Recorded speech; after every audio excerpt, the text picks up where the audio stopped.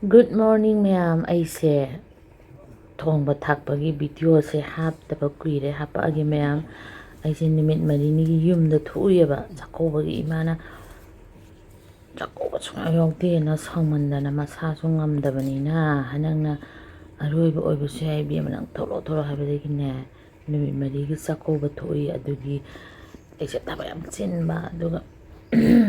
latpaga yam chinba haitare adugi ai hapage ado jakobagi blog to so hapake ma'am. Yam phajanabi namakpa nate adesu adu hana hapakike aduga thong thakpado hapakike ma'am yang thiding ne ngoi ni sabade langchalba maru phasana sangbuanda hingonsu kharaga suba hore ma'am indam thadi yam kana oidri side yam sai sina khamena chawbi khabi chawbido khabade yam chawbido yam kana khadabido dei suri ne haidi si sam nok ning dreu ne si iman haiba nang moi rupa traunga gi lei si like kat bagi durga puja diwali da like kat ni na si kang mapan se akoi si da yong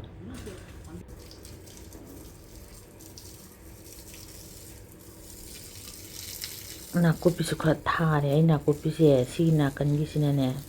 kupsala si dore khara ma hana dum thok da pore ba ko ma adu sing sai bire do ai hana ne ma ma gi sakoba gi blog to macha macha kitang hapakhi ge adu lor ma tungda thongbagi amuk ucharake ai ge geno do youtube da pra down chat khare na video se am kuina hapta bagi ngai bi mu ko ma